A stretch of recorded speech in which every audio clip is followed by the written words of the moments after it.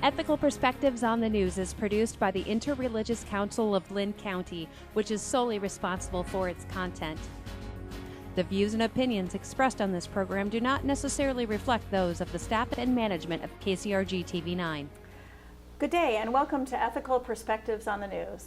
I'm Heather Hayes, pastor at First Presbyterian Church here in Cedar Rapids, and I will be the moderator for today's discussion. It was hard in the build-up to Oscars night to miss the heated opinions swirling around the movie, The Green Book. A story of two men, a renowned pianist and his driver, and their travel through the South. People weighed in on everything from its historical accuracy to whether or not this was a story that three white men should be telling. Regardless of where one falls in those arguments and whether or not you think it deserved its Oscar, The Green Book has brought renewed attention to the existence of a travel guide that was meant to bring safety and dignity in travel for African Americans during the Jim Crow era. From 1936 to 1967, the Green Book provided lists of hotels, restaurants, beauty salons, department stores, barbershops, taverns, nightclubs, garages, and more that were owned by or friendly to African Americans. This allowed travelers to navigate an often hostile landscape. Today we will be exploring the reality behind the movie, and here with me are Nelson Evans, retired educator and director from the Cedar Rapids Community School District. Welcome, Nelson. Thank you. Glad to be here. Donna Whitfield, an IT professional. Nice to have you here today, Donna. Thank you for having me. And Karl Werner, who is a disciplinary review officer in the Cedar Rapids Community Schools. Thank you Welcome. for having me as well. Welcome. Well, now to understand the Green Book, really, you have to have some sense of, I think, of what travel was like for African Americans during the Jim Crow era. Can you share your experiences from your history, your family's history, or your knowledge of travel during that time frame?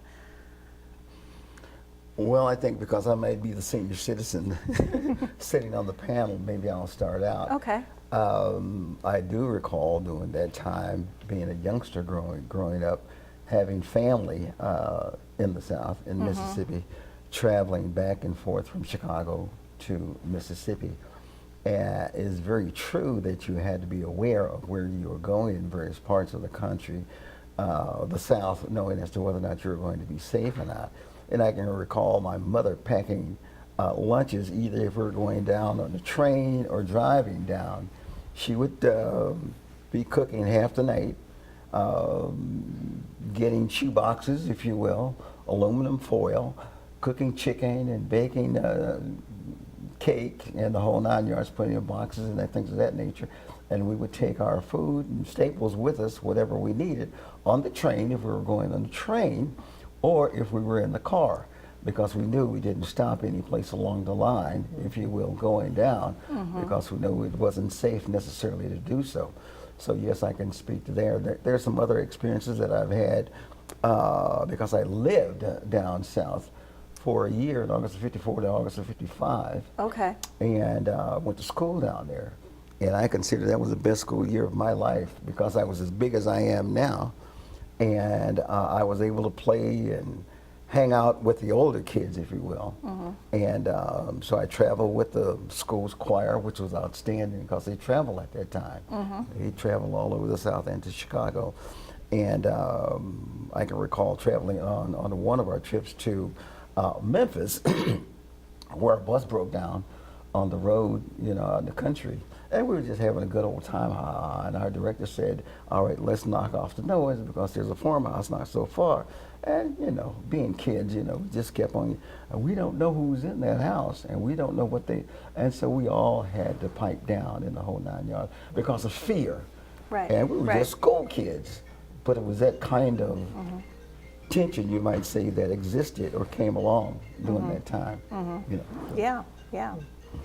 I recall stories that my father told me traveling back from Washington, D.C., where he was stationed in the Air Force at Bowling Air Force Base, and traveling back to Southern Illinois because he was courting my mom.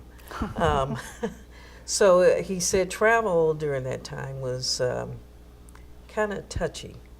So you always had to have your wits about you, and always had food packed, and just, you know, being able to, in case something happened, be able to at least walk a little ways or hope someone would help you without any trouble. Without any trouble. Yeah. Sort of a different, I know a lot of the advertising for, you know, the carefree travel around Route 66 was, you know, you've got these wonderful, like, you know, not a care in the world for you and your family. Yeah. That's a very different, Yeah, picture of that. definitely.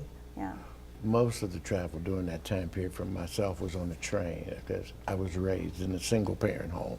So even though my father was from New Orleans, very seldom did I take that trip down south to New Orleans, because my father, of course, wasn't in the home. But we always took a train to Kentucky. My mother's parents were from a place called Bowling Green, right outside Louisville. Right. And the things that you've already heard are very similar. We would pack the bags, baskets of food and things of that sort. Yeah, that's interesting, because my my mother and her two sisters grew up in Southern Illinois, and they went away to Tuskegee Institute to, you know, for school, and the parents would drive each daughter down their freshman at the beginning of the year, instead of having them take the train. And I remember asking my Aunt Dolores a few weeks ago, did your dad or did Grandpa ever use the Green Book? And it was a staple when, back at, you know, 40s and 50s, that it was available to him to purchase, and he did quite often order it. So Yeah, so and you've already alluded to, so we have this situation where travel could, you know, wasn't necessarily, you couldn't be assured that it was going to necessarily be safe, that if you needed to stop somewhere to get something to eat, that you would necessarily be welcome. And so along comes Victor Hugo Green with this idea in the 1930s, of putting together a list, and I believe he did it first in New York, and then he sort of branched out to the rest of the country. Let's talk about his story a little bit. And you know, and just that piece that you just mentioned by him actually put in the book about New York will let you know that the stories and the things that people are talking about are not solely from the South. Right. Okay, Right. because Excellent I point. grew up Right. in the city of Chicago, which is probably the most segregated city even to this day in terms of neighborhoods. You know, I can remember in my neighborhood, I didn't see a white police officer or a white bus driver or things of that sort. The people in my neighborhood were of the same complexion as myself. But there were certain areas that you would cross in town that you knew were not available to you. Right. I would just like to piggyback with what Werner said. I grew up in Chicago also. And again, there were certain areas, like he indicated, if you cross certain lines, like we used to say, you either better be running or you better be riding, you know what I mean? Otherwise, you were in trouble. You were in trouble. So, ditto. That's correct. Yeah. I would say the same in Washington, D.C.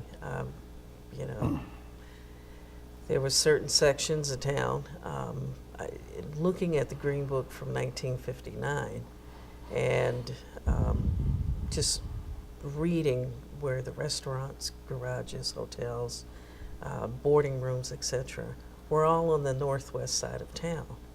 There was just a little strip of the southeast section where we eventually moved to, right around Frederick Douglass's historic home and Anacostia River. That's where African Americans lived, mostly. Yeah. Well, that actually then, you know, sort of segues, you've, you know, already made that although I think the movie and sometimes us in the North think, oh, you know, well, oh, that's, you know, that was Southern issue. It very much wasn't. It's an issue all over the country. It was an isn't issue it? all Yeah. over the country. It is an issue all over the country. Yeah, and we'll get to that and talking about that here in a minute too. But even here in Cedar Rapids, we have our own history of places where people are or are not or have not been allowed to live.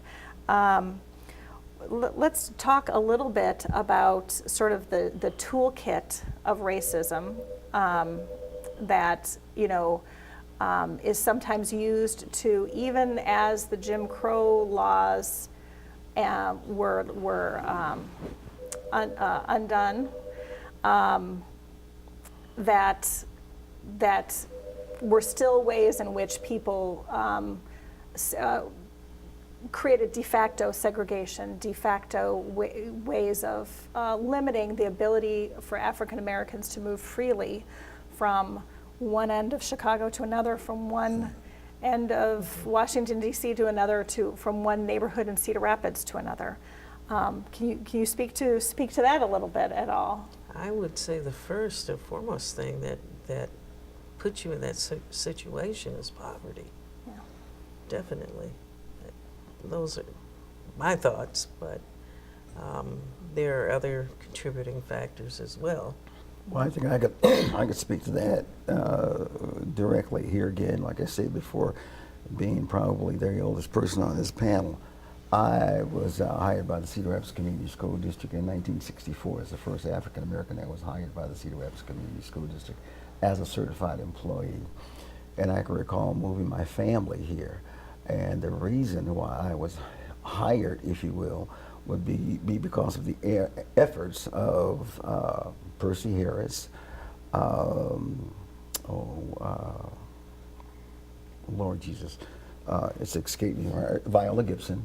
Oh, They, very much civil rights leaders during that time, pushing to have minority or at least a minority in the school system as a teacher. But at any rate, moving here, we had all come to, I went to Upper Iowa, and I almost didn't remember, I went to Fayette, Upper Iowa, and during that time, there were so few of us in the Iowa schools, if you will. We moved from school to school on weekends so we could have some socialization, if you will.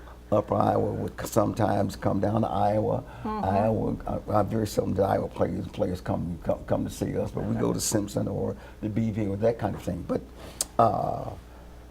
my roommate, the year before, he came to Cedar Rapids, and he could not get a job here. So he had to work out at the institution, the penal institution.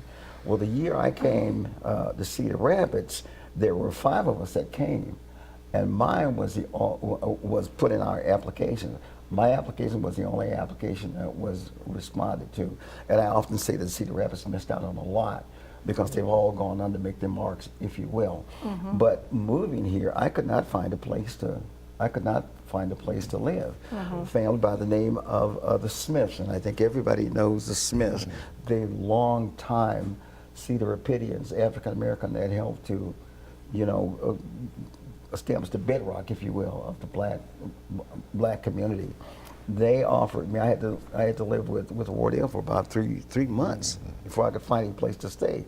And any place I went, to find some place, we would call and ask if it were available in the papers. Yes, it's available, but we just hired. We just rented that out. Or we knock on the door, nobody answers. And nobody answers, yeah. Nobody answered. Wow. So, we went through that, and the Smiths had a home, or right behind it, it was their family's home, right behind, kind of like a little cottage, if you will. Oh, yeah. And they offered that to us, and we moved there. Otherwise, we wouldn't have been living with Wardell for a long while. But no, it must have been about 3 months before we could find, and we went through that, and then we tried to buy. The only place where we could find some place to buy was in the Oak Hill Jackson area. Otherwise, and now, so what year was that again? 1964. Okay. Right. Because I came to Cedar Rapids in 1977. And the difference between 64 and 77 is we always had the black and white issue. okay? But then it became the green issue, how I like to label it, because it's more about economics than anything else. You know, I have always said there is no true black community in the city of Cedar Rapids. Even if you look at Wellington Heights, where the majority of African Americans live, they are the minority in that community. But what you are assured of in the city of Cedar Rapids, whatever amount of money you make, you could have anyone from any ethnic background be your neighbor. So there's been some growth in that. Well, maybe. I don't know if I would label it as growth. There's a different degree of separation. Different fault lines. Maybe. But I think that with that progress, we paid a price.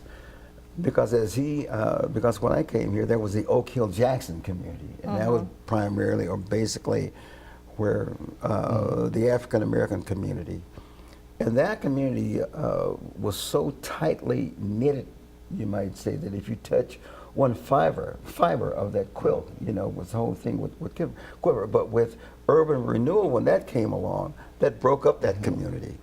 And we lost a lot, if you will, as a community, because everybody knew everybody. And I taught at Tyler Elementary, and that was right in the middle. Right in the middle. And I can recall the parents coming up, and I recall walking the streets, and Mount Zion Baptist Church, and that was pronounced, and the Methodist Church was right there also.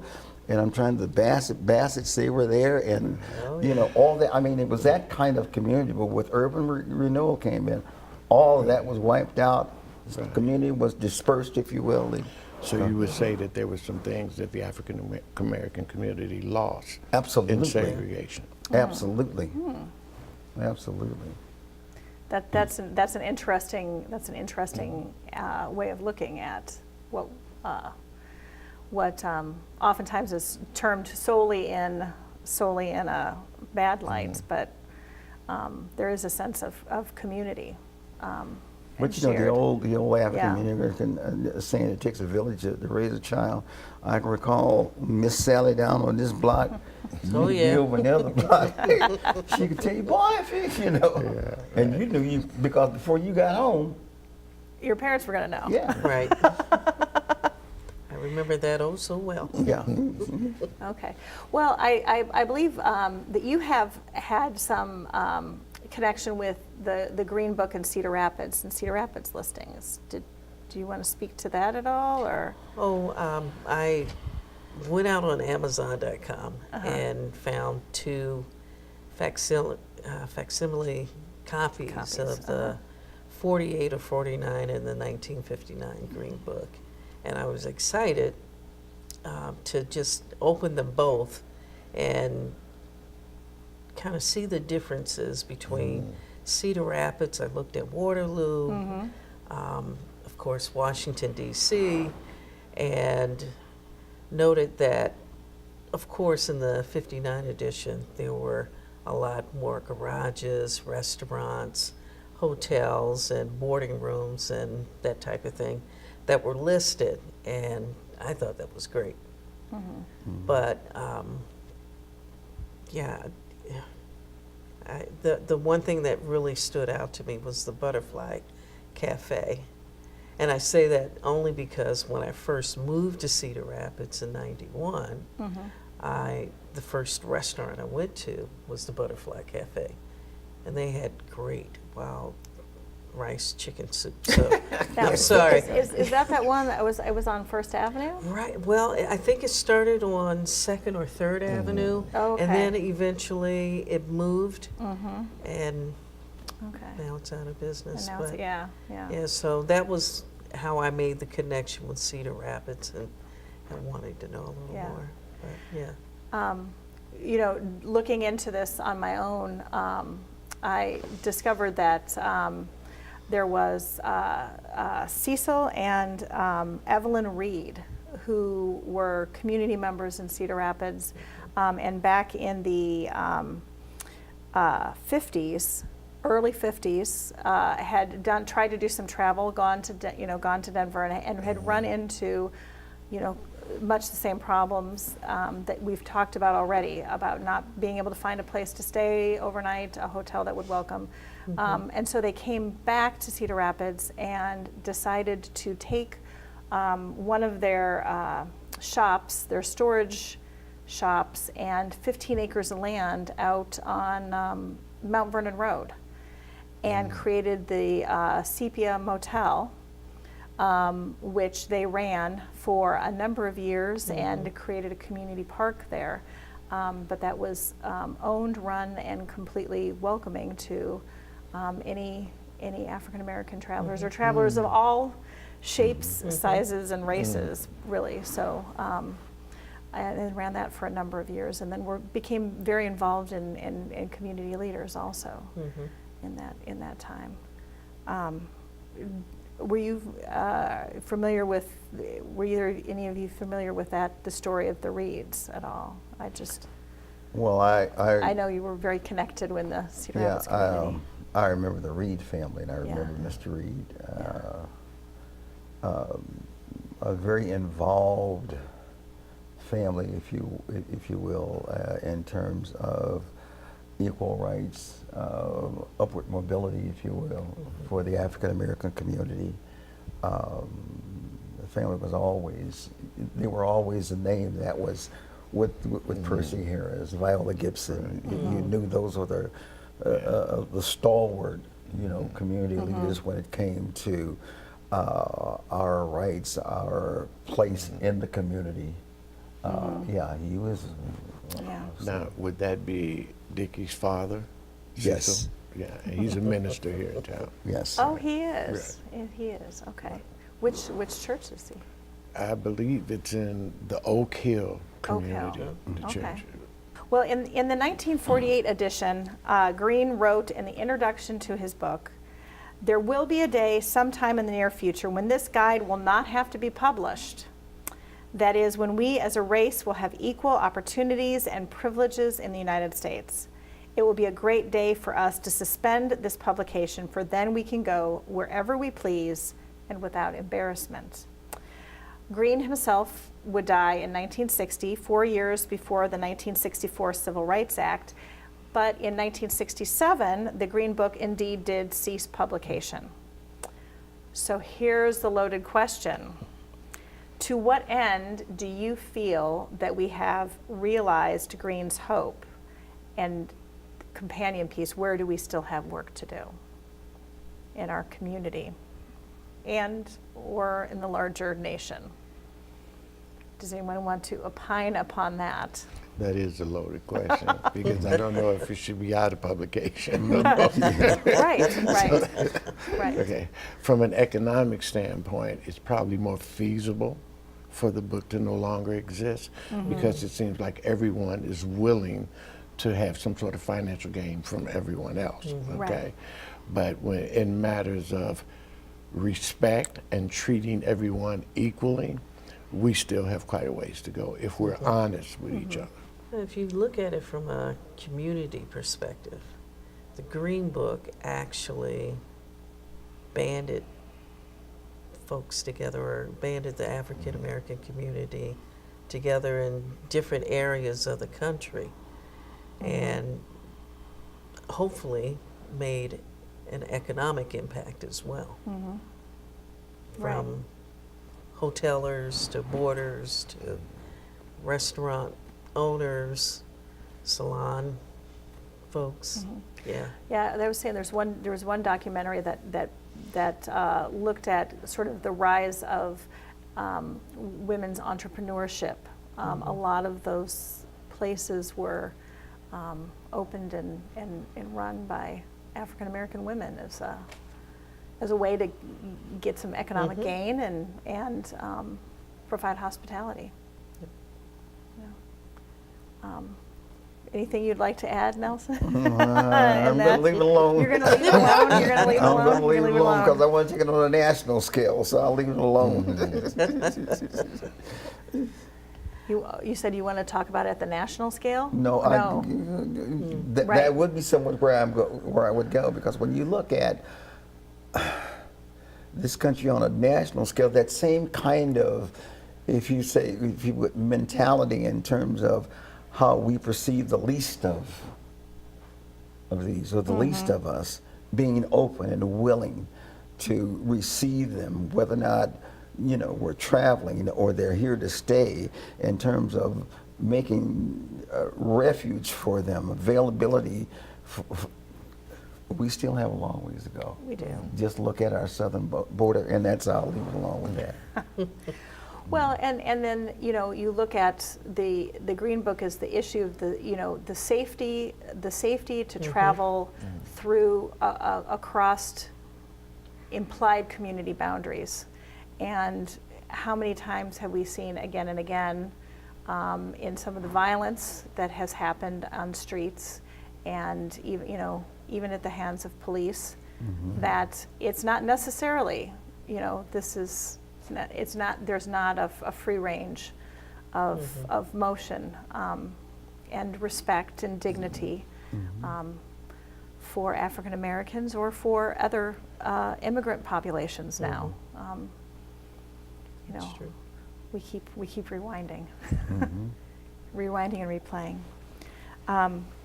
So one last little fun question then. I began talking today, you know, this movie comes out, there's a lot of controversy surrounding it, whether or not it's really historically accurate to the relationship that these two men had, and whether or not it was really the director and the writer's story to tell, two white men taking this story about travel and through African American and trying to tell it through an African American's viewpoint in some ways. So what are your opinions? Does that kind of thing matter, or is it more important that this story is told? Well, I actually did go see the movie. Yes. Okay. And I really didn't see a lot of similarities to what we're speaking of in terms of the Green Book and the movie itself. Right. In my opinion, I believe that the movie was more about the relationship that the son perceived his dad had with his traveling companion, Dr. Stanley. I don't believe it really talked about the trials and tribulations to any great degree of what it was like being African American and traveling throughout the South. Now, there were a couple of segments that they put in the movie that would lend to that belief, okay? Yeah. But I believe it could have had a variety of titles, and you would have got the same movie. It didn't necessarily have to be called The Green Book. I think what it did, though, by calling it The Green Book, it lit that conversation up again to talk about some of the things that were happening in the past that in some areas still exist. Because I wasn't fortunate enough to go to Howard or to Fisk, because in my era, those were the African American universities down south that everyone went to. So I went to this little college in Carbondale, Illinois, called Southern, right? Oh, yeah. That town was very similar to towns in the South. There was a neighboring town in southern Illinois called Murfreesboro who had a sign right at the entrance of the highway that said, I won't use the phrase, but after dark should not be here. Sundown town. Okay, well, it And that's didn't use the term sundown, okay, but it made it very clear that you were not welcome when the sun went down. Okay. And so those things weren't really discussed to a great degree in the movie. We have now come to our end, and they are telling me this has been a great conversation, and I think we could probably have a whole nother program on you know, what are the next steps? How can we move past our history and understand it, and how much more we have to go? Thank you to all my panelists for your stories and for your insight and for sharing with us. And thank you to our viewers for joining us on Ethical Perspectives on the News. See you next time, and take care.